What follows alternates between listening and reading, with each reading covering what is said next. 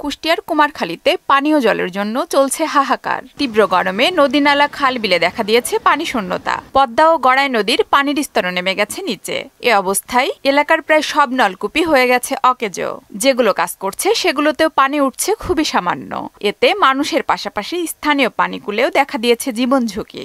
চাপ কলগুলি সাধারণভাবে গ্রামে দেওয়া হয়। এগুলোর মধ্যে ওয়ালটন ফ্রিজ কিনে অনেকের মতো আপনিও হয়ে যেতে পারেন মিলেনিয়াল। সেরা পণ্যের সেরা অফার। আর পানি নেই, আর মানুষগুলো আসলে খুব কষ্ট করতেছে। ভুই শুকা যাচ্ছে, নিচের দিকে ভাপ বাড়াচ্ছে, এতে ওই ভাপে জালি নষ্ট হয়ে যাচ্ছে, স্বাদ নষ্ট হয়ে যাচ্ছে। খাল বিলে পানি না থাকায় চরম বিপাকে পড়ছেন কৃষকরা। খরার কবলে অনাবাদি রয়ে গেছে হাজার হাজার বিঘা জমি। সেচের অভাবে ক্ষতি হচ্ছে মাঠের ফসলের। 5 বিঘা বই ধান লাগাইছি আমি, কোনো স্যালোয় পানি উঠতেছে না। এই স্যালো মেশিনের পানি দিয়ে আমরা ধান আবাদ করি, কিন্তু স্যালো মেশিনে এখন এই খরার কারণে লিয়ার মারে এখন স্যালো মেশিনে পানি হচ্ছে না।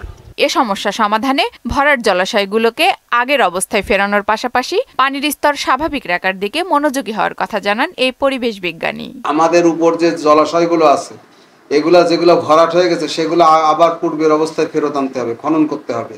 আমাদের নিচের যে পানি শুধু তুলেই যাচ্ছি না, উপরের যে পানি থাকে সেটাকে এই জায়গা তৈরি করে সেই পানি সংরক্ষণ করে সেচের কাজ সহ আমাদের প্রতিদিনের যে নিত্য প্রয়োজনীয় পানি, সেটার প্রয়োজন মেটাইতে হবে এখান থেকে।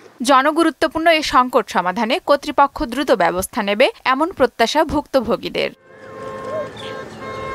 আফরিন পপি, মোহনা সংবাদ।